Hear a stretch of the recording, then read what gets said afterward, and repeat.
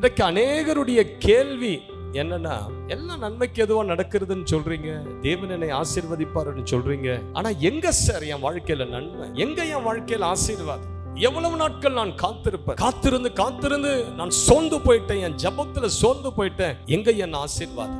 வேதத்துல கிதியோன் என்று சொல்லக்கூடிய ஒரு பக்தனும் ஆண்டவரிடத்தில் அப்படிதான் கேட்டான். ஆண்டவர் அவனை ஊழியத்துக்கு என்று அழைக்கும் போது நியாயாதிபதிகள் 6:13 கிதியோன் ஆண்டவரை பார்த்து கேட்கிறான், கர்த்தர் எங்களோடு இருந்தால் அவருடைய அற்புதங்கள் எங்கே? கர்த்தர் எங்களை கைவிட்டார் என்று சொல்லி புலம்பினார். இன்றைக்கு நிறைய பேருடைய புலம்பல் அப்படிதான் இருக்கு. ஆண்டவர் எங்களை விட்டுட்டார், ஆண்டவர் எங்களோடு இருந்தா மற்றவர்களுக்கு செய்கிற அற்புதங்கள் எங்கே?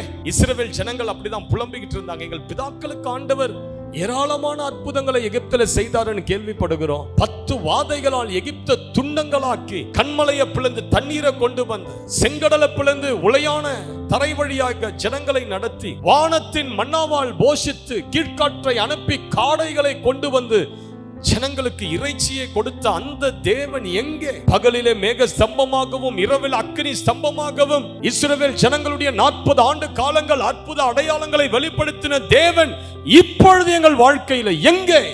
இவ்வளவு நாட்கள் நாங்கள் காத்திருக்கிறோமே, ஏன் எங்க வாழ்க்கையில் ஒரு நல்லது நடக்கல? ஏன் இந்த சூழ்நிலைகள் மாறல? ஏன் இந்த சூழ்நிலைகள் அடுத்த கட்டத்துக்கு போகல? எல்லாம் பூட்டப்பட்ட சூழ்நிலை, அடைக்கப்பட்ட சூழ்நிலை. ஆண்டவரே, நீங்க இருக்கீங்களா இல்லையா? உண்மையாகவே உங்ககிட்ட அற்புதம் செய்கிற வல்லமை இருக்குதா இல்லையா? ஏன் என் வாழ்க்கை இப்படியே இருக்குது? ஏன் என் வாழ்க்கையில ஒரு மாற்றமும் இல்லை?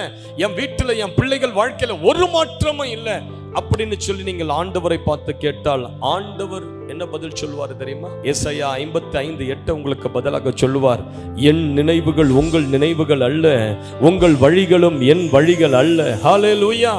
பூமியை பார்க்கிலும் வானம் எவ்வளவு உயர்ந்திருக்கிறதோ அப்படியே உங்கள் வழிகளை பார்க்கிலும் என்னுடைய வழிகளும், உங்கள் நினைவுகளை பார்க்கிலும் என்னுடைய நினைவுகளும் உயர்ந்திருக்கிறது. ஆண்டவர் என்ன பதில் சொல்வாரு?